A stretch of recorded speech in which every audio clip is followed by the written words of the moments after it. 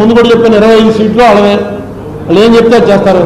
మొన్న అది చూసిన తర్వాత నేను కాశ్మీర్ ఇష్యూ మీద వీళ్ళ వైసీపీ పార్టీ వారి ఫ్లోర్ లీడర్ విజయసాయి రెడ్డి గారు కాశ్మీర్ ఇష్యూ మీద మాట్లాడుతుంటే లైవ్ చూశాను. రాజ్యసభలో ఆయన మాట్లాడాడు. ఆయన క్లియర్గా జవహర్లాల్ నెహ్రూని బీజేపీ వాళ్ళు కూడా అంత దారుణంగా తిట్టారు, అంత దారుణంగా తిట్టాడు జవహర్లాల్ నెహ్రూ.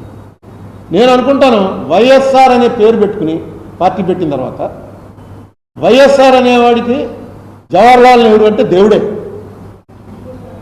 ఎప్పుడు మాట్లాడినా జవహర్లాల్ నెహ్రూ అన్నవాడు ఏ స్టేజ్ నుంచి ఏ స్టేజ్కి ఈ దేశాన్ని తీసుకొచ్చాడరా అన్న దాని మీద ఆయనకు అర్థమయ్యేది కాదు అసలు. ఏంటి ఒక మనిషికి ఆ ఐడియా ఉంటే దేశం ఎంత ఇది వస్తుందా అన్నంత కమిట్మెంట్తో ఉండేవాడు ఆయన.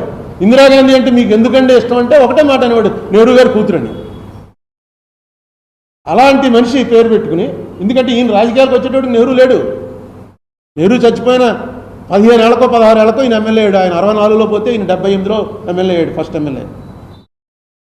వీళ్ళు పెట్టుకున్న తర్వాత కాశ్మీర్ ఇష్యూలో ఒకసారి రాయ్ బుచ్చర్ అని ఉన్నాడు. ఆయన పేపర్లు చూడండి, మీకు ఢిల్లీలో ఉన్నారు, లైబ్రరీలో ఉంటాయి, లేకపోతే తీన్మూర్తి లైబ్రరీ ఇప్పుడు తీసేస్తా, నెహ్రూ గారి పర్సనల్ లైబ్రరీ ఉంది అక్కడ. అందులోకి వెళ్ళి రాయ్ బుచ్చర్, అతను మనకి జనరల్, ఆ జనరల్ రాసినటువంటి లేఖలు, నెహ్రూ గారు రాసిన లేఖలు అన్నీ ఉన్నాయి అందులో. నెహ్రూని తప్పకుండా నెహ్రూ తప్పు చేశాడు రా అని ఇంకోటేదో చెప్పచ్చు, కానీ డాక్యుమెంటరీ ఎవిడెన్స్ తోటి మీరు పార్లమెంట్లో మాట్లాడాలి. వాళ్ళు వీళ్ళు చెప్తుంది మాట్లాడితే ఎలాగా? విజయసాయి రెడ్డి గారు చార్టెడ్ అకౌంటెంట్, బాగా చదువుకున్నవాడు. ఓన్లీ బీజేపీ వాళ్ళ అప్పుడు ఫేస్ అమిత్ షా మీద వేశారు, ఇంకా బీజేపీ వాళ్ళ మీద వేశారు, మహా ఆనందంగా ఉన్నారండి. నెహ్రూని మనకన్నా ఎక్కువ తిడుతున్నాడు రా. వైఎస్ఆర్సీపీ అనేది బీజేపీ పాలసీలోకి వెళ్ళడానికి మాత్రం కరెక్ట్ కాదు. మీ ఓటర్స్ బీజేపీ ఓటర్స్ కాదు, మీకు వైఎస్ఆర్ని బట్టే మీ పార్టీ.